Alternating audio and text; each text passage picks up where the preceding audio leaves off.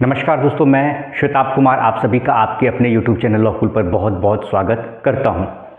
दोस्तों, आज हम लोग भारतीय नागरिक सुरक्षा संहिता 2023 के सबसे इम्पॉर्टेंट टॉपिक को हम लोग आज कवर करने वाले हैं, जो कि आपका कॉग्निजेबल ऑफेंसेस और नॉन कॉग्निजेबल ऑफेंसेस है।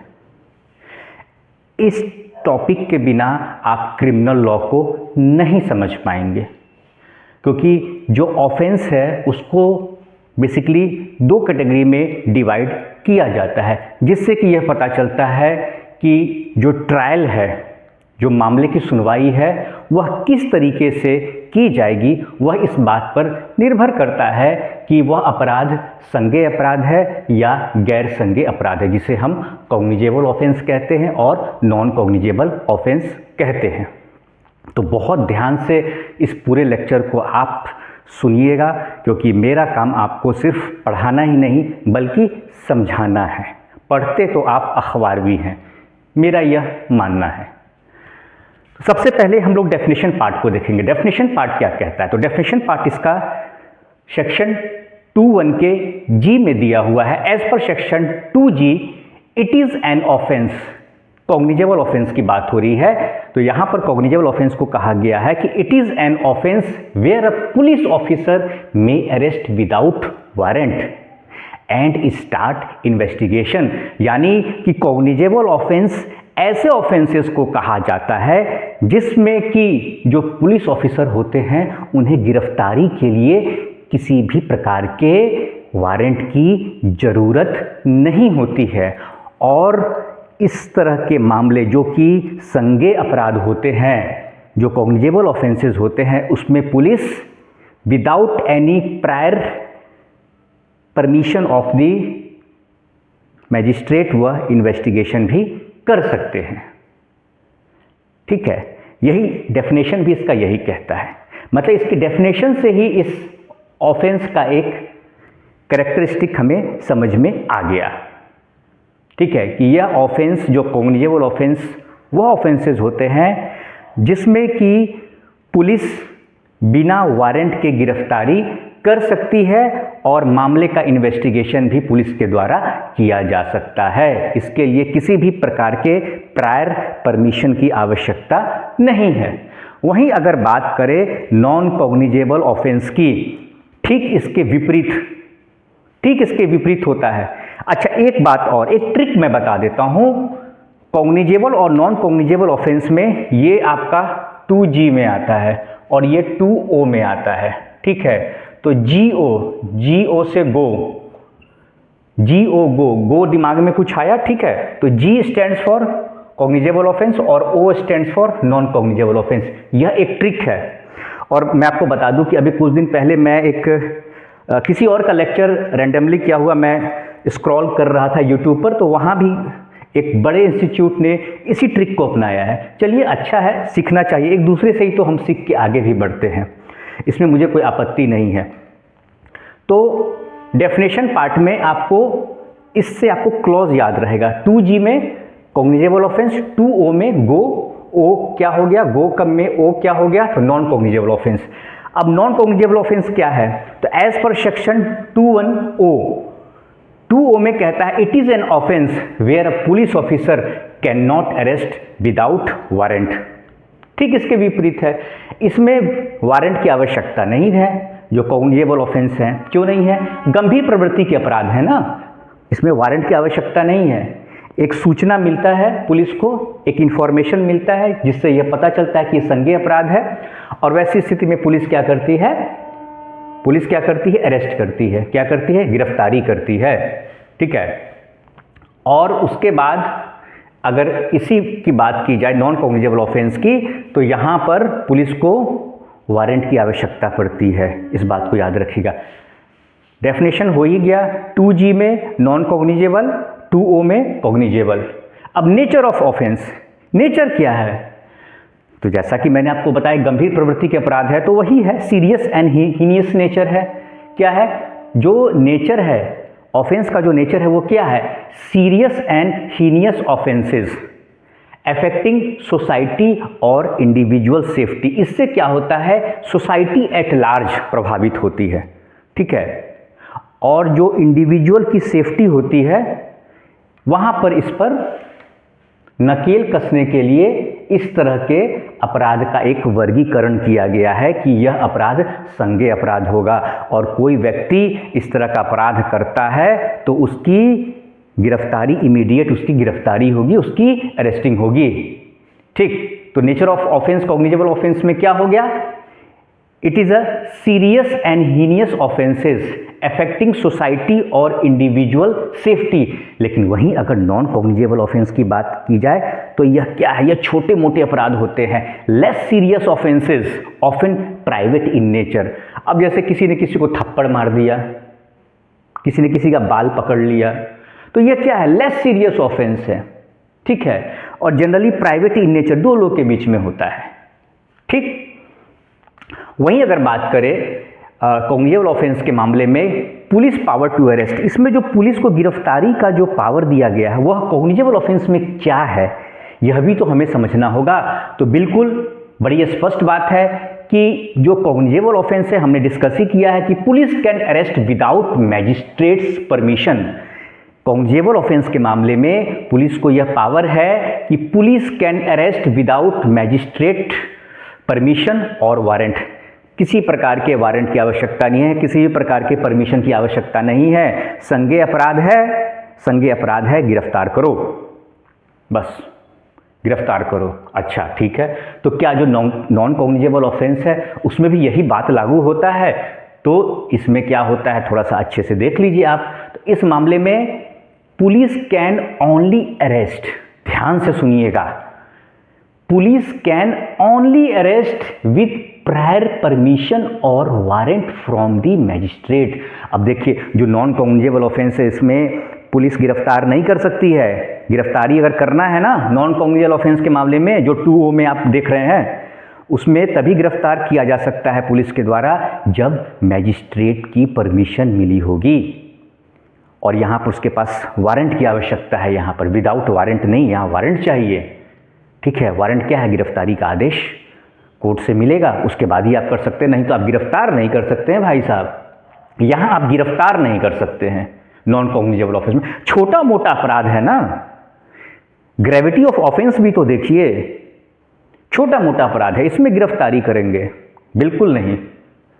अब पुलिस पावर टू इन्वेस्टिगेट, अब पुलिस को जो मामले की जो छानबीन करनी है, अन्वेषण, इन्वेस्टिगेशन, उसका पावर कॉग्निजेबल ऑफेंस के मामले में क्या है? तो बड़ा ही स्पष्ट है कि in cognizable offences police can start investigation without prior magistrate's approval. भाई देखिए, सीधी सी बात है कि अगर वो अपराध कॉग्निजेबल ऑफेंस है, संज्ञेय अपराध है, तो वैसी स्थिति में जो पुलिस ऑफिसर हैं वह मामले का इन्वेस्टिगेशन कर सकते हैं, अन्वेषण कर सकते हैं, और इसके लिए मजिस्ट्रेट के प्रायर परमिशन की आवश्यकता नहीं है। और यह बात कहाँ लिखा है? तो यह बात लिखा है सेक्शन 175 ऑफ भारतीय नागरिक सुरक्षा संहिता 2023, सेक्शन 175, सेक्शन 175 BNSS का साफ साफ लिखा हुआ है कि police can start investigation without trial permission of the magistrate. बहुत बढ़िया, बहुत बढ़िया। तो क्या यही नियम लागू है नॉन कॉग्निजेबल ऑफेंसेस में भी? जो छोटे मोटे अपराध हैं, किसी ने किसी को थप्पड़ लगा दिया, किसी ने किसी का थोड़ा बाल पकड़ लिया, किसी ने किसी की हल्की सी चोटी खींच दी, ठीक है, तो उसके लिए क्या करना होगा? उसमें इन्वेस्टिगेशन कैसे होगा? उसमें क्या पुलिस इन्वेस्टिगेशन करती है? थोड़ा देख लेते हैं। तो यहां पर क्या है? पुलिस कैन ओनली इन्वेस्टिगेट, ध्यान से सुनिएगा, थोड़ा सा यहां पर उल्टा है सिचुएशन, थोड़ा सा विपरीत है इसके। Police can only investigate after obtaining magistrates permission. और यह बात कहाँ लिखा है? सेक्शन 174 के सबसेक्शन 2 में लिखा हुआ है। अच्छा, तो इसका मतलब कि जो ऑफेंसेस छोटे मोटे अपराध हैं, वैसे ऑफेंसेस जो छोटे मोटे हैं, गंभीर प्रवृत्ति के नहीं हैं, ठीक है, हीनियस क्राइम नहीं है, लेस सीरियस ऑफेंसेस हैं, तो वैसे ऑफेंसेस को तो हम नॉन कॉग्निजेबल ऑफेंस कहते हैं। और यहाँ पर पुलिस को इन्वेस्टिगेशन तभी कर सकती है, पुलिस उसको इन्वेस्टिगेशन का पावर नहीं है, डायरेक्ट पावर नहीं है। कब पावर मिलेगा? जब मैजिस्ट्रेट से उसको अप्रूवल मिलेगा, जब मैजिस्ट्रेट उसको आदेश देंगे, उसको परमिट करेंगे कि आप इन्वेस्टिगेशन कीजिए इस मामले का, तभी पुलिस इन्वेस्टिगेशन कर सकती है। नहीं तो पुलिस न तो गिरफ्तार कर सकती है और न ही इन्वेस्टिगेशन कर सकती है। अच्छा, एफआईआर रजिस्ट्रेशन में क्या है? एफआईआर इसमें कब रजिस्टर्ड होगा? तो देखिए, जो कॉग्निजेबल ऑफेंस है ना, चूंकि यह सीरियस और हीनियस ऑफेंसेस की कैटेगरी में आता है, कॉग्निजेबल ऑफेंस है, तो इसमें police must registered FIR upon receiving information. जैसे ही एसएचओ को या कंसर्न पुलिस ऑफिशियल है, मेरे साथ कोई गंभीर प्रवृत्ति का अपराध हुआ है, ठीक है, मेरे साथ किसी प्रकार का, या मुझे कोई सूचना मिली है कि कहीं कोई हत्या हुआ है, किसी एक्स पर्सन को पता चला है कि कहीं कोई हत्या हुआ है, ठीक है, उसके परिवार में किसी की हत्या हुई है, वह इस बात की सूचना थाने पर लेकर जाएगा। तो जैसे ही वो क्या होगा, इन्फॉर्मेंट हो गया, और जो उसने बात थाने पर जाके कही उसको क्या कहेंगे, इन्फॉर्मेशन। और उसी इन्फॉर्मेशन को जब लिखा जाता है पुलिस पदाधिकारी के द्वारा तो वो हो जाता है एफआईआर, फर्स्ट इंफॉर्मेशन रिपोर्ट जिसे कहते हैं, ठीक है। FIR stands for first information report. तो यहाँ पर एफआईआर रजिस्टर्ड इमीडिएटली करना है, विदाउट एनी डिले। इसीलिए तो कहा गया कि police must register FIR upon receiving information. जैसे ही इंफॉर्मेशन मिलती है भैया आपको एफआईआर रजिस्टर्ड कर लेना है। लेकिन वही अगर नॉन कॉग्निजेबल ऑफेंस की बात करते हैं तो here police can not register FIR, police can not register FIR without magistrates direction. दूसरी बात जो नॉन कॉग्निजेबल ऑफेंसेस होते हैं ना, ध्यान से देखिएगा, जो नॉन कॉग्निजेबल ऑफेंसेस होते हैं इसमें सेक्शन 174 में क्या होता है, तो यहाँ पर एनसीआर दर्ज किया जाता है। आप कहते हैं ना थाने पर गया और मेरी एफआईआर दर्ज नहीं हुई। एफआईआर क्यों दर्ज करेगा? आपका तो छोटा मोटा अपराध है, आपका जो ऑफेंस है, जो अपराध आप सूचना दे रहे हैं वह क्या है, वह नॉन कॉग्निजेबल ऑफेंस की कैटेगरी में आ रहा है। इसलिए पुलिस ने उसमें एफआईआर रजिस्टर्ड नहीं किया, उसमें एफआईआर रजिस्टर्ड नहीं होता, उसमें एनसीआर रजिस्टर होता है। इसे कहते हैं नॉन कॉग्निजेबल रिपोर्ट। क्या कहते हैं?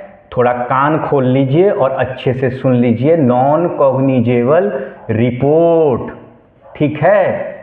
और यह कहाँ इसका प्रोविजन दिया गया, तो सेक्शन 174 ऑफ बीएनएसएस। चलिए थोड़ा सा और आगे बढ़ते हैं और कुछ और बातों को जानते हैं यह एफआईआर रजिस्ट्रेशन से रिलेटेड। देखिए, कानून जो है ना समुद्र की तरह है, रोज गोता लगाइए और एक मोती निकालिए। अब देखिए, इसमें जो एफआईआर रजिस्ट्रेशन की बात कही गई है ना, एफआईआर रजिस्ट्रेशन कहाँ पर, बीएनएसएस में सेक्शन क्या, सेक्शन 173 है।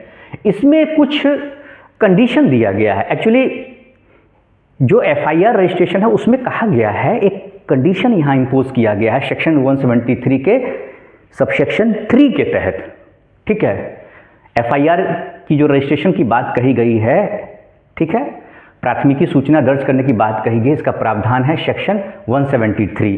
और सेक्शन 173 का जो सब सेक्शन 3 है उसमें एक बात कहा गया है, कुछ कंडीशन दी गई, और कंडीशन क्या है यह जानना आपके लिए बेहद जरूरी है। इसमें कहा गया है, देखिए इन जनरल तो यही है कि police must register FIR upon receiving information, लेकिन सब्जेक्ट टू सर्टेन कंडीशन। और कंडीशन क्या है, इसमें आपको पहले इंक्वायरी करना है। इमीडिएट एफआईआर वहाँ पे रजिस्टर्ड नहीं होगा, इमीडिएट एफआईआर रजिस्टर्ड नहीं होगा, पहले इंक्वायरी करना है। किन तरह के मामलों में, तो जिसमें 3 साल से लेकर 7 साल, मतलब जिस ऐसे अपराध जिसमें 7 साल तक की सजा है, कोई ऐसा अपराध हुआ है, कोई ऐसा कॉग्निजेबल ऑफेंस हुआ है, कोई ऐसा संज्ञेय अपराध हुआ है, ये जो देख रहे हैं ना कॉग्निजेबल ऑफेंस जो 2G में दिया हुआ है, यही कॉग्निजेबल ऑफेंस की बात कर रहा हूँ भाई साहब, मैं नॉन कॉग्निजेबल की बात नहीं कर रहा हूँ। नॉन कॉग्निजेबल में तो एफआईआर होगा ही नहीं, उसमें तो एनसीआर दर्ज होता है। लेकिन कॉग्निजेबल ऑफेंस है, इसमें भी एक कंडीशन दिया हुआ है सेक्शन 173 के सबसेक्शन 3 में कि वैसी स्थिति में वैसे अपराध की सूचना अगर कंसर्न्ड पुलिस ऑफिसर को मिलता है जिसमें कि सजा 7 साल तक की है, तो वहाँ पे इमीडिएट एफआईआर को रजिस्टर नहीं करना है, बल्कि एक प्री एफआईआर क्या करना है, प्री एफआईआर इंक्वायरी करनी है, यानी एफआईआर से पहले मामले की छानबीन करनी है। ऐसा क्यों हुआ था, क्योंकि देखा जा रहा था कि कुछ ऐसे अपराध हैं जिसमें कि सेक्शन 498A का बहुत मिसयूज़ हुआ था। देखिए बीएनएसएस में तो साफ साफ कह दिया गया, सीआरपीसी में यह बात स्पष्ट नहीं था। हाँ, जब Arnesh Kumar versus state of Bihar, ये बड़ा ही लैंडमार्क जजमेंट है भाई साहब, 2014 में आया था यह जजमेंट। मेरे जितने भी साथी हैं जो सिविल जज बनना चाहते हैं, इस एफआईआर, ये जो आपका एफआईआर से रिलेटेड जो ये जजमेंट है, लैंडमार्क जजमेंट है, इसको रट लीजिए। इसको है ना, वो शेक, आप जो भी शेक पीते हैं, ठीक है, उसमें मिला के उसको अच्छे से पी लीजिए। यह जजमेंट है आपका, दिमाग में रख लीजिए। 2014 में बड़ा ही लैंडमार्क जजमेंट था सुप्रीम कोर्ट का। पूरा जो है ना कानून को बदल दिया इसने। Arnesh Kumar versus state of Bihar. भाई साहब हमारे बिहार का जजमेंट है, स्टेट ऑफ बिहार का जजमेंट है, सुप्रीम कोर्ट तक गया था पूरा मामला। यह मामला बेसिकली क्या था, 498A से रिलेटेड था, 498A आईपीसी, ठीक है, यही आईपीसी अब आपका बीएनएस हो गया, भारतीय न्याय संहिता। खैर, तो ये अरनेश कुमार का जजमेंट था, इसमें बड़ा ही लैंडमार्क जजमेंट था और इसमें बड़ा ही स्पष्ट गाइडलाइन दे दिया गया सुप्रीम कोर्ट के द्वारा। सुप्रीम कोर्ट ने कहा कि no immediate arrest in those offences in which punishment awarded up to 7 years। Supreme Court ने साफ साफ कहा कि ऐसे कोई भी अपराध जिसमें कि 7 साल तक की सजा दी जाती है, उसमें इमीडिएट अरेस्टिंग नहीं करनी है। इसलिए सुप्रीम कोर्ट ने यहाँ पर सीधे कह दिया नो इमीडिएट अरेस्ट, बस नो इमीडिएट। और सुप्रीम कोर्ट के द्वारा जो आदेश दिया जाता है वह कानून हो जाता है, ठीक है। तो इसी बात को क्या किया गया, जो नया आपका प्रोसीजर लॉ बना है भारतीय नागरिक सुरक्षा संहिता बीएनएसएस, उसके सेक्शन 173 के सबसेक्शन 3 में इस बात को डाल दिया गया, लिख भी दिया गया कि भाई ये तो बहुत अच्छी बात है। इससे क्या होगा, इससे जो मिसयूज़ ऑफ लॉ है, ठीक है, कानून का जो मिसयूज़ है उसमें कमी आएगी, कंट्रोल रहेगा, चेक एंड बैलेंस रहेगा। और यह जजमेंट कब दिया गया था, तो 2014 में। कब, 2014 में यह जजमेंट दिया गया था। बड़ा ही लैंडमार्क जजमेंट है, Arnesh Kumar versus state of Bihar, ठीक है। देखिए एफआईआर के जो रजिस्ट्रेशन की बात आती है वो क्या सेक्शन दिया गया, तो उसमें सेक्शन है आपका सेक्शन 173। क्या है, सेक्शन 173 है, सेक्शन 173। और इसी 173 के सबसेक्शन 3 में प्रावधान दिया गया है, क्या प्रावधान दिया गया है कि एक इंक्वायरी होगी प्री एफआईआर, यानी एफआईआर दर्ज नहीं होगा, उस एफआईआर को रजिस्टर करने से पहले प्री रजिस्ट्रेशन ऑफ एफआईआर क्या होगा, an inquiry must be conducted, an inquiry must be conducted, ठीक है, मस्ट बी कंडक्टेड। किसके द्वारा, तो वही कंसर्न पुलिस ऑफिशियल के द्वारा, जिसके पास एफआईआर का आवेदन लेकर इन्फॉर्मेंट गया हुआ है, उसी पुलिस ऑफिशियल के द्वारा क्या किया जाएगा, मामले की पहले छानबीन की जाएगी। अभी एफआईआर दर्ज नहीं होगा, पहले छानबीन, मामले की सत्यता, क्योंकि बहुत ज़्यादा मिसयूज़ हो रहा था और खासकर ऐसे ऑफेंसेस का जिसमें कि 7 साल तक की सज़ा है और जिसमें आपका 498A इसका बहुत मिसयूज़ होता था, ठीक है। मामला तो 498A से जुड़ा हुआ था, लेकिन यहाँ पर सुप्रीम कोर्ट ने कहा कि जितने भी ऑफेंसेज हैं जिसमें 7 साल तक की सज़ा, उसमें नो इमीडिएट अरेस्टिंग, साफ साफ कह दिया। और इसी बात को क्या किया, नए कानून में, नया जो प्रोसीजर है उसमें स्पष्ट कर दिया गया, लिख ही दिया गया, एक प्रोवाइजो अलग से इसमें बना दिया गया, स्पष्ट कर दिया गया। लो सेक्शन 173 है ना, एफआईआर की जो बात करता है, रजिस्ट्रेशन ऑफ एफआईआर की बात करता है। कॉग्निजेबल कोई ऑफेंस हुआ है जिसमें इंफॉर्मेशन, सूचना मिलती है, संज्ञेय मामले की सूचना मिलती है, उसमें हम प्रोविज़न, उसमें हम लिख ही देते हैं, इन रिटर्न लिख देते हैं। सुप्रीम कोर्ट ने तो कहा था, अब कानून भी नया बन रहा है, इसमें सेक्शन 173 के सब सेक्शन 3 में हमने इस बात को लिख दिया, ठीक है। अब ये मैंडेटरी हो गया, अब पुलिस वाले भी पढ़ेंगे, पहले पुलिस वाले क्या थे, उनको पता ही नहीं कि जजमेंट कौन सा है, नहीं है ये, अब कानून में ही लिखा हुआ है, पढ़ लीजिए, पढ़ लीजिए और क्या। अच्छा, अब जैसे क्या होता है कि हमने कहा ना कि ये जो ऑफेंसेस होते हैं ये सीरियस और हीनियस नेचर के होते हैं, क्या है, तो अब जैसे देखिए मर्डर हो गया, मर्डर है, क्या है, मर्डर है, रेप है, या क्या है, सीरियस इन नेचर है, गंभीर प्रवृत्ति के अपराध है। मर्डर कहाँ है, तो सेक्शन 101 ऑफ BNS, ठीक है, सेक्शन 101, सेक्शन 101 किसका है, तो BNS का है, किसका है, तो भारतीय न्याय संहिता। देखिए कितना सुंदर नाम है, भारतीय न्याय संहिता, न्याय की बात करता है। सेक्शन कौन है, 101 हो गया, ठीक है। और रेप की बात की जाए, रेप का सेक्शन कौन है, तो 63 है, ठीक है, 63 है, किसका है, तो BNS का है, BNS का है। तो यह जो है ना गंभीर प्रवृत्ति के अपराध है, तो ये क्या हो गया आपका, कॉग्निजेबल ऑफेंस हो गया, ठीक है, कॉग्निजेबल ऑफेंस हो गया, ठीक है, कॉग्निजेबल ऑफेंस हो गया। और ये जो है लेस सीरियस ऑफेंसेस होते हैं, ठीक है, लेस सीरियस ऑफेंसेस होते हैं, ऑफन प्राइवेट इन नेचर। अब ये कौन कौन से ऑफेंस है, तो डिफामेशन आप ले लो, डिफामेशन का जो अपराध है सेक्शन क्या है, 356 है, यह क्या है, डिफामेशन, डिफामेशन का ऑफेंस, ठीक है, डिफामेशन का ऑफेंस है, यह क्या है, लेस सीरियस इन नेचर है, क्या है, लेस सीरियस इन नेचर है। सिंपल हर्ट, क्या है, सिंपल हर्ट, अरे थोड़ा सा किसी ने हल्का सा थप्पड़ लगा दिया, हो गया सिंपल हर्ट, इसके लिए FIR थोड़ी होता है, कोई नहीं जाता है इसके लिए, थोड़ा बहुत हो गया, हल्का फुल्का धक्का मुक्की कर लिया, थोड़ा बहुत किसी को खरोच लग गया, FIR नहीं होता है इसके लिए, बहुत होगा तो NCR के लिए चल जाए, वो भी कोई नहीं जाता है, NCR दर्ज होता है, ठीक है। डिफामेशन हो गया, 356 हो गया, और यह 114 हो गया, किसका, तो BNS का हो गया, भारतीय न्याय संहिता। यही तो देखना है, इससे ज़्यादा नहीं पढ़ना है, ठीक है, इससे ज़्यादा नहीं पढ़ना है। आप लोग क्या है ना वो इन डेप्थ में चले जाते हैं, तो इन डेप्थ में जाना है तो मेरी तरफ पढ़ाइए, और अगर आपको जुडिशरी का एग्ज़ाम क्रैक करना है या आपको APO का एग्ज़ाम क्रैक करना है तो थोड़ा सा स्ट्रेटजी के साथ पढ़ना है।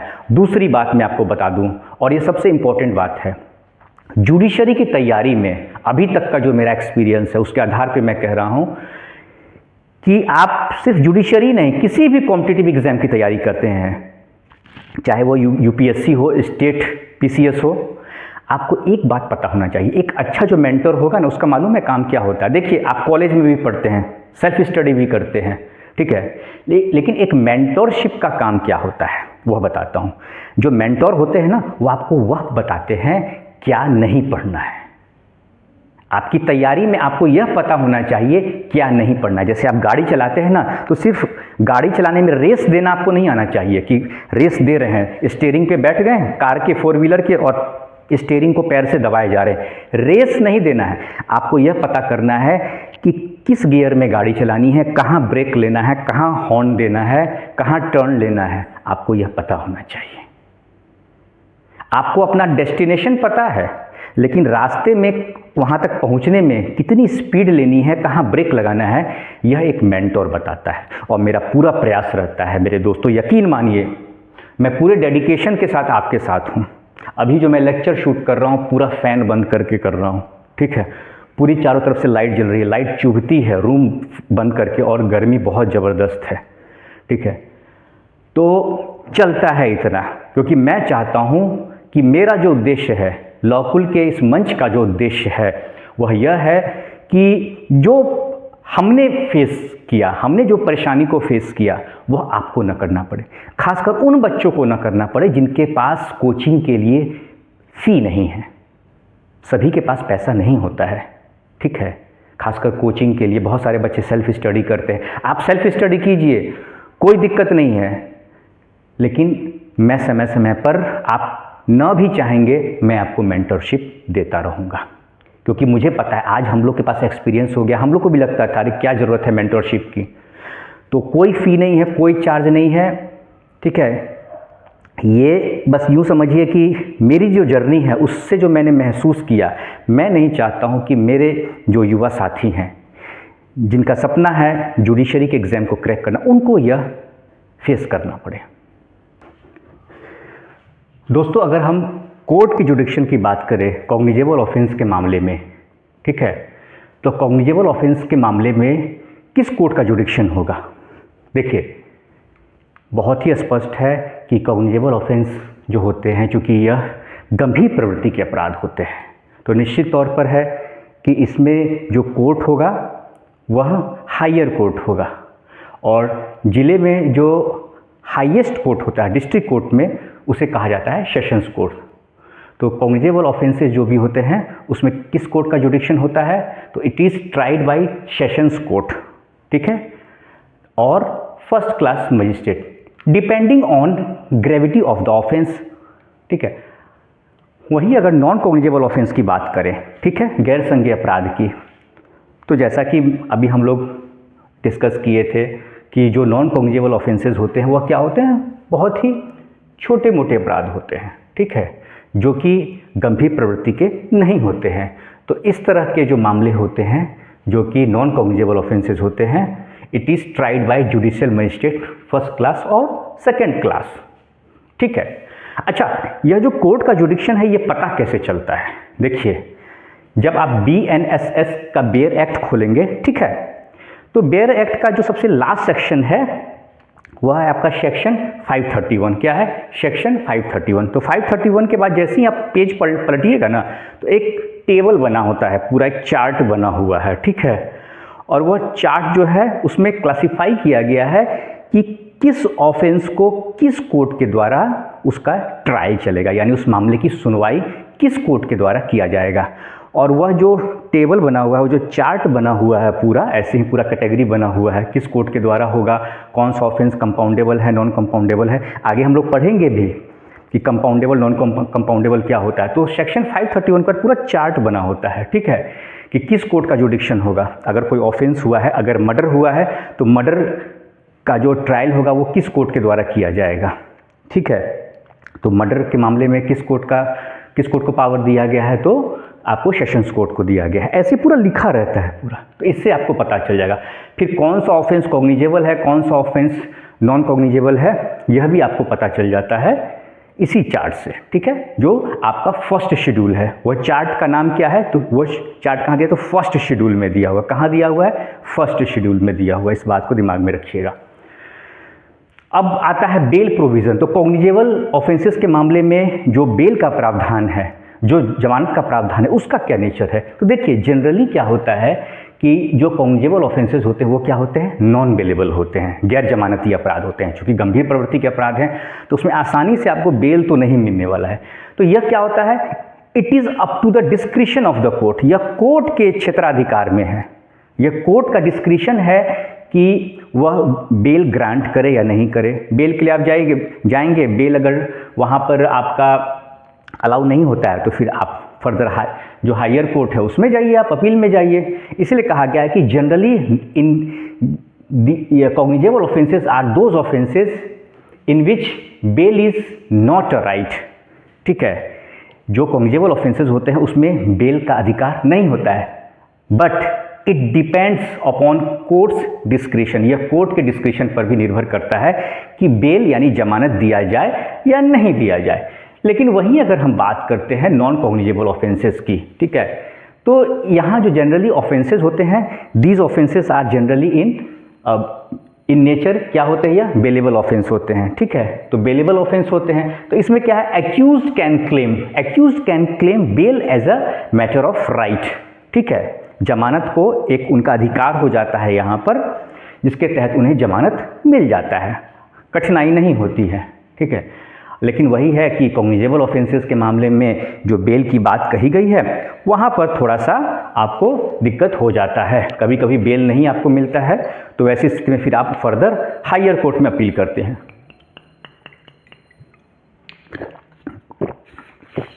उसके बाद दोस्तों आते हैं हम लोग कंपाउंडेबल स्टेटस।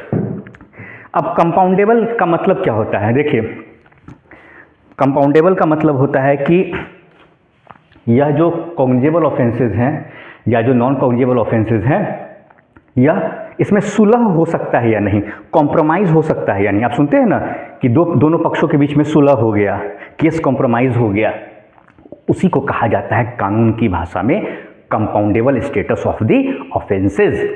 तो जो कॉग्निजेबल ऑफेंस होते हैं उसका कंपाउंडेबल स्टेटस क्या है, तो मोस्टली नॉन कंपाउंडेबल, इसमें अधिकतर जो मामले होते हैं वह क्या होते हैं, non compoundable, meaning thereby parties cannot settle the matter without court's consent.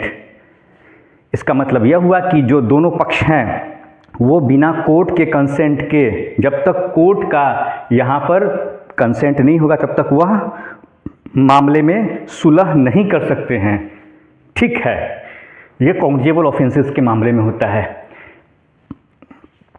उसी के ठीक उलट अगर नॉन कॉग्निजेबल ऑफेंस की बात की जाए तो इसमें जो अपराध होते हैं मोस्टली कंपाउंडेबल होते हैं, यानी सुलहनीय अपराध होते हैं। इसमें आप सुलह कर सकते हैं, समझौता कर सकते हैं, और in that case parties can compromise and settle the matter. In those cases in cognizable offences parties can compromise and settle the matter out of the court, कर सकते हैं। दोनों पक्ष आएंगे, अपना सुलहनामा दाखिल करेंगे और कोर्ट में जानकारी दे दी जाए कि साहब हमारे बीच में जो विवाद था उसमें आपसी सुलह समझौता से हमने निर्णय लिया है कि अब हम यह मुकदमा नहीं लड़ेंगे, और फिर मुकदमे को वापस ले लिया जाता है। ठीक है, तो ये कंपाउंडेबल, तो कंपाउंडेबल स्टेटस का मतलब दिमाग में रखिएगा। और यह कहाँ लिखा होता है, कैसे आपको पता चलेगा कि वेदर ऑफेंसेस आर कंपाउंडेबल और नॉन कंपाउंडेबल? तो वही वाली बात, फर्स्ट शेड्यूल में जाइएगा। टोटल सेक्शन BNSS में कितना दिया हुआ है भारतीय नागरिक सुरक्षा संहिता 2023 में, तो टोटल सेक्शन दिया हुआ है 531। जैसे ही पेज पलटिएगा पूरा एक चार्ट बना रहता है, वहीं पे लिखा हुआ है जो ऑफेंसेस है ना, जो अपराध है उसके सामने ही लिखा हुआ है कि whether the offence is compoundable और नॉट, और these offences are triable by which court, सब कुछ दिया रहता है, सारी बातें दी रहती हैं। इसलिए कोई इसमें कंफ्यूजन की बात यहाँ पर नहीं है, सब कुछ स्पष्ट है, बस आपको पहले समझना होगा। ठीक है, समझिएगा, उसके बाद पढ़िए, देखिए, उसके बाद आपको मजा आएगा। फिर पनिशमेंट की बात होती है, तो देखिए इसमें जो पनिशमेंट होता है ना कॉग्निजेबल ऑफेंस में, इसमें punishment with imprisonment of 3 years और मोर, इसमें 3 साल या 3 साल से ज़्यादा का इसमें सज़ा मिलता है कॉग्निजेबल ऑफेंस में। ठीक है, इंक्लूडिंग साथ साथ में इसमें उम्र कैद की सज़ा होती है और मृत्यु दंड होता है। इसीलिए कहा गया है कि जो पनिशमेंट की सीवियरिटी है, इसमें जो अपराध है, ठीक है, जो अपराध हुआ है उसके लिए जो सज़ा की बात कही गई है, इसमें थोड़ा कठोर है। ठीक है, पनिशमेंट जो है इसमें कठोर है। कठोर कैसे है? 3 साल से ऊपर की सज़ा दी जाती है, मिनिमम 3 years 3 साल होगा, और मोर और 3 साल से ज़्यादा जिसमें कि आपको लाइफ इम्प्रिजमेंट है, उम्र कैद है, and death penalty. Death penalty मतलब मृत्यु दंड, सजाए मौत जिसे कहा जाता है। लेकिन वहीं अगर बात करें हम लोग नॉन कॉग्निजेबल ऑफेंस की, क्योंकि अब ये छोटे मोटे अपराध होते हैं तो इसमें पनिशेबल जो है ऑफेंसेज में जो पनिशमेंट मिलती है क्या है, तो punishable with imprisonment of less than 3 years, या फिर कहीं कहीं फाइन दे के भी आपको छोड़ दिया जाता है। ठीक है, वहीं बात करें एलिगेशंस की। ठीक है, अब देखिए इफेक्ट ऑफ मिक्स्ड एलिगेशन, मान लीजिए कि आपको सिंपल हर्ट है, सिंपल हर्ट का आपके ऊपर FIR हुआ है, या ठीक है, तो आपके ऊपर सिंपल हर्ट में FIR हुआ है, उसके साथ साथ सिंपल हर्ट के साथ साथ क्या हो गया है, आपके ऊपर एलिगेशन लग गया है ये रेप का। ठीक है, सिंपल हर्ट के साथ रेप का लग गया, तो सिंपल हर्ट तो आपका नॉन कॉग्निजेबल है ऑफेंस, ध्यान से सुनिएगा। सिंपल हर्ट जो है वो क्या है, नॉन कॉग्निजेबल ऑफेंस है। ठीक है, लेकिन वहीं अगर उसके साथ रेप का चार्ज भी आपके ऊपर आरोप लग गया तो वह ऑफेंस क्या हो गया, कॉग्निजेबल ऑफेंस हो गया। भले ही उसमें से एक और भी मान लीजिए 4 ऑफेंसेज है जिसमें से 3 क्या है, नॉन कॉग्निजेबल है, अब एक जो है कॉग्निजेबल है। एक आपके ऊपर रेप का चार्ज लग गया या मर्डर का लग गया या ग्रीवियस हर्ट का लग गया तो वह ऑफेंस क्या हो गया, वह गंभीर अपराध हो जाएगा। एक भी अगर लग गया कॉग्निजेबल ऑफेंस, ठीक है, तो वो क्या हो जाएगा, पूरा का पूरा एलिगेशन कॉग्निजेबल ऑफेंस की कैटेगरी में आ जाएगा। भले ही बाकी के सारे अपराध जो है आपके नॉन कॉग्निजेबल हो, छोटे मोटे ऑफेंसेस, उससे फर्क नहीं पड़ता है। ठीक है, इसीलिए कहा गया है कि इफेक्ट ऑफ मिक्स्ड एलिगेशन इसमें है कि if one offence is cognizable, अगर एक ऑफेंस कॉग्निजेबल है then entire case is treated as cognizable. भले ही बाकी सारे अपराध छोटे मोटे अपराध हो, लेकिन एक अगर अपराध है जो कि कॉग्निजेबल ऑफेंस है, संज्ञेय अपराध है, तो पूरा जो आपके ऊपर एलिगेशन लगा है वह माना जाएगा कि आपके ऊपर जो आरोप लगा है वो कॉग्निजेबल ऑफेंस के तहत लगाए गए हैं। जो अपराध आपने किया है वह अपराध किस श्रेणी में आता है, आपके द्वारा जो एक्ट किया गया है, ठीक है, आपके द्वारा जो ऑफेंस किया गया है वह कॉग्निजेबल ऑफेंस हो जाएगा। ठीक है, लेकिन वहीं अगर बात करें नॉन कॉग्निजेबल ऑफेंस की, तो all offences must be non cognizable.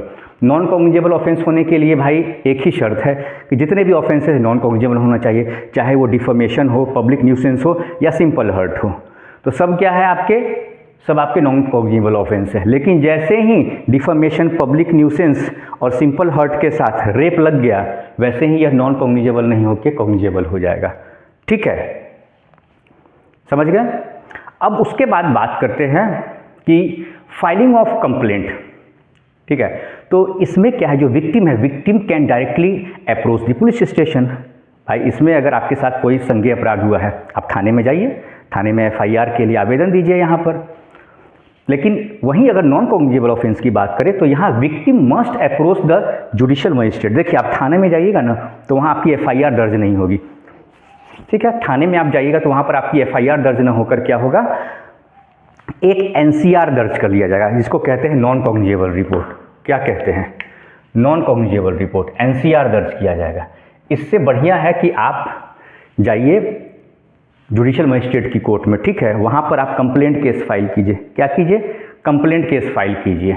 ठीक है, इसलिए कहा गया victim must approach the judicial magistrate who may direct police to take necessary action.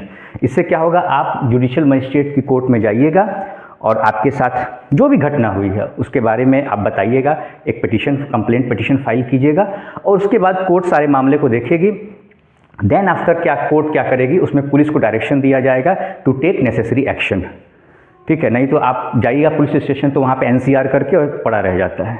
तो इसमें अच्छा यही होता है कि आप क्या कीजिए कि आप अप्रोच कीजिए जुडिशियल मजिस्ट्रेट कोर्ट में। ठीक है, अब आ जाइए कि यहाँ पे प्रीलिम और पोस्ट एफआईआर रजिस्ट्रेशन इंक्वायरी। क्या होता है कि जो कॉग्निजेबल ऑफेंसेस होते हैं, इसमें क्या होता है कि ऐसे ऑफेंसेस जिसमें कि 3 से 7 साल तक, यानी मैक्सिमम 7 साल तक की जिसमें सज़ा है, 7 साल, मैक्सिमम 7 ईयर्स। ठीक है, उसमें क्या होता है, पुलिस में कंडक्ट प्रिलिमिनरी इंक्वायरी।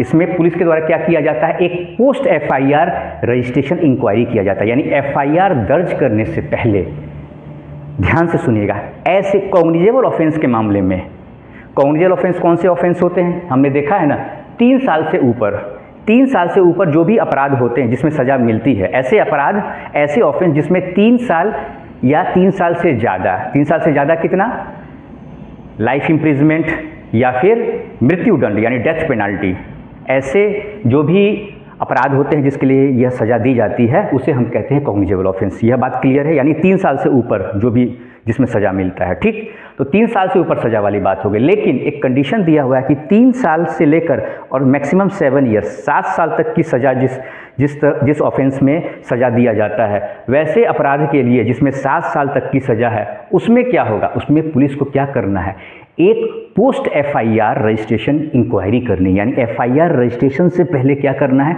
इंक्वायरी करनी है। देन आफ्टर एफआईआर को रजिस्टर्ड करना है, ताकि मामला सही है या नहीं।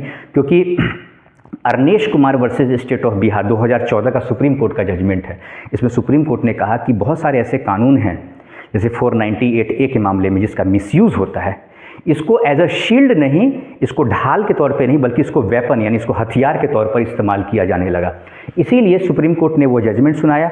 लेकिन अब क्या हुआ, एक नया कानून बन गया। तो नए कानून में क्या हुआ, सेक्शन 173 के सब सेक्शन 3 के तहत यह प्रावधान दे दिया गया कि for offences punishable with 3 to 7 years, यानी 3 साल से शुरू होता है कॉग्निजेबल ऑफेंस, यह तो स्पष्ट है, और 7 साल तक, मैक्सिमम 7 ईयर्स तक जिसमें कि आपको सज़ा का प्रावधान दिया गया है।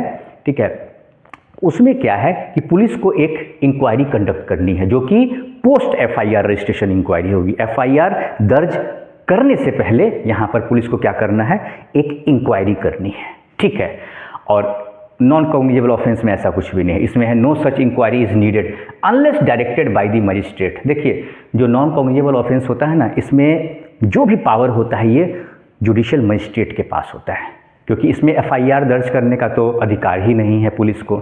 इसमें पुलिस क्या करती है, एनसीआर दर्ज करती है। क्या करती है, एनसीआर दर्ज करती है। ठीक है, तो एनसीआर दर्ज करने का काम है। उसका कोर्ट को अगर लगता है, कोर्ट को लगता है कि इसमें एफआईआर, इस मामला गंभीर है, ठीक है। तो वैसी स्थिति में कोर्ट क्या करती है, डायरेक्शन देती है इसमें कि FIR रजिस्टर्ड करो, देन इन्वेस्टिगेशन करके रिपोर्ट सबमिट करो, ये सारी चीज़ें होती हैं यहाँ पर, ठीक है। अब चलिए, पुलिस के डिस्क्रिशन की बात हो ही रही थी, आ गया पुलिस का डिस्क्रिशन। अब क्या है कि जो कॉग्निजेबल ऑफेंस है, अभी तो मैंने आपको बताया ना कि नॉन कॉग्निजेबल ऑफेंस में पुलिस के पास ज़्यादा पावर नहीं होता है, ठीक है। इसमें ज़्यादा पावर किसके पास, डिस्क्रिशन किसका क्षेत्राधिकार ज़्यादा होता है, तो कोर्ट का होता है, जुडिशियल मजिस्ट्रेट का।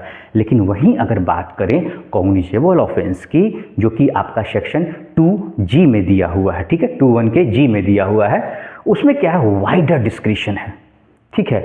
व्यापक रूप से, काफ़ी व्यापक रूप से इसमें पावर दिया गया है। इसमें कहा गया है कि wide discretion in preventive action and arrest. इसमें जो पुलिस को जो डिस्क्रिशन दिया गया है वह बहुत ही वाइड डिस्क्रिशन है। क्यों दिया गया है, तो प्रिवेंटिव एक्शन लेने के लिए। क्यों दिया गया है, प्रिवेंटिव एक्शन लेने के लिए या फिर अरेस्टिंग के लिए। एग्जाम्पल इसका सेक्शन 168 देखिएगा, सेक्शन 168 देखिएगा, for prevention of cognizable offence, section 168 of BNSS, ठीक है, उसका सेक्शन देखिएगा। इसमें पुलिस को क्या है, प्रिवेंटिव एक्शन के लिए दिया गया है, ठीक है। कुछ ऐसे जो है पुलिस के द्वारा ऐसे पावर पुलिस को दिए गए हैं जिससे कि जो अपराध है उसको किया जाए, उसकी रोकथाम के लिए, उसके प्रिवेंशन के लिए, प्रिवेंटिव मेजर्स के लिए, ताकि जो अपराध घटित है वह घटित ना हो पाए, ठीक है। जो अपराध घटित होने वाला है वह ना हो पाए, उसके लिए क्या है, पुलिस को कुछ प्रिवेंटिव पावर दिए गए, प्रिवेंटिव एक्शन लेने के कुछ पावर दिए गए हैं यहाँ पर। वहीं अगर बात करें नॉन कॉग्निजेबल ऑफेंस के मामले में, तो यहाँ पे लिमिटेड डिस्क्रिशन दिया गया है, लिमिटेड डिस्क्रिशन दिया गया है, जो कि यह पूरा निर्भर करता है कोर्ट के डायरेक्शन। जैसा कि बताया ना, कोर्ट जैसा निर्देश देगी उसी हिसाब से पुलिस को काम करना है नॉन कॉग्निजेबल ऑफेंस के मामले में, बस। अब ऑफेंस की बात कर ले, थोड़ा समझ जाएं एग्जाम्पल से कि वह कौन से अपराध होते हैं। इतनी देर से तो हम लोग बात कर रहे थे, वो कौन से अपराध होते हैं जो कॉग्निजेबल ऑफेंस होते हैं। तो मर्डर हो गया, मर्डर कहाँ है आपका, सेक्शन 101 में है, मर्डर है, हत्या जिसे कहते हैं। रेप है, सेक्शन 63 में रेप दिया गया है। वहीं अगर बात करें ग्रीवियस हर्ट की, तो सेक्शन 115 में दिया गया है। अब जो नॉन कॉग्निजेबल ऑफेंसेज होते हैं वह क्या है, छोटे मोटे अपराध हैं, ठीक है, बहुत गंभीर प्रवृत्ति के अपराध नहीं। तो डिफामेशन हो गया, सेक्शन 356 हो गया आपका, ठीक है। उसके बाद पब्लिक न्यूसेंस की बात आती है, सेक्शन 281 हो गया आपका। देन आफ्टर सिंपल हर्ट, ठीक है, सेक्शन 114 में आ गया। ये छोटे मोटे अपराध हैं, ठीक है। अब देखिए, हमने जो बात किया कोर्ट के जुडिक्शन का बात किया, क्या बात किया, कोर्ट के जुडिक्शन का बात किया, बेल प्रोविज़न का बात किया, कंपाउंडेबल स्टेटस की बात की। किसके कंपाउंडेबल स्टेटस की, तो ऑफेंस की, ठीक है। उसके बाद फिर हमने पनिशमेंट के सीवियरिटी की बात की, ठीक है।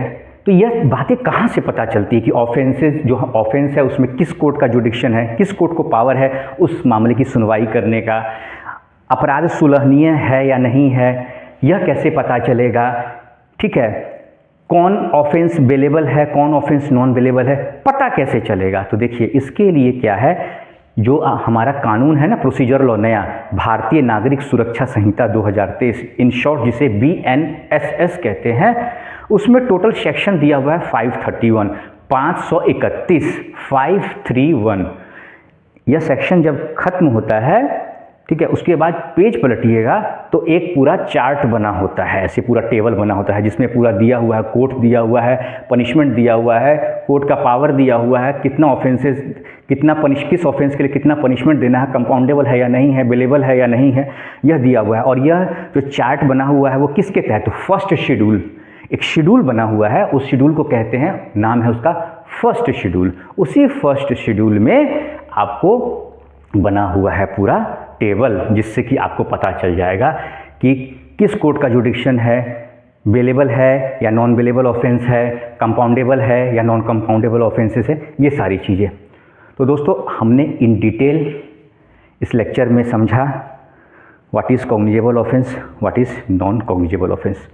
जितना मैं बताया हूँ उसी के अंदर में आपको रहना है, और फिर इन डिटेल इसको, जब इस लेक्चर को आप समझ जाएंगे ना, क्योंकि समझना ज़रूरी है, फिर आप जितना चाहे लिखना है लिख दीजिए, ठीक है। जजमेंट जो लिखना है लिख दीजिए, ललिता कुमारी का जजमेंट लिख दीजिए, state of UP, Arnesh Kumar versus उसका लिख दीजिए आप, स्टेट ऑफ बिहार का, ठीक है। स्पीडी ट्रायल में लिख दीजिए, हुसैन आरा खातून का लिख दीजिए आप, इस वर्सेस स्टेट ऑफ बिहार, बहुत सारा जजमेंट है। देखिए, ठीक है, DK बासु का लिख दीजिए, तो जजमेंट भरा पड़ा हुआ है, ठीक है, इसमें कहीं कोई दिक्कत वाली बात नहीं है। आप देखिए, मेन चीज़ है पहले चीज़ को समझ जाइए, फिर इसको आप इंटरप्रिटेशन पावर आपका बढ़ेगा धीरे धीरे। जब आप चीज़ों को समझेंगे ना तो आपका इंटरप्रिटेशन पावर बढ़ेगा। इसीलिए मैं कहता हूँ कि पढ़ा तो अखबार भी जाता है, लेकिन यह कानून है, आपको सिविल जज बनना है, तो इसके लिए भाई साहब आपको कानून को बहुत अच्छे से समझना होगा। कोई सवाल हो आज के इस लेक्चर को लेकर तो मुझसे आप कमेंट सेक्शन में ज़रूर पूछेंगे। ठीक है दोस्तों, तो आज का लेक्चर यहीं पे कंक्लूड करता हूँ। नमस्कार।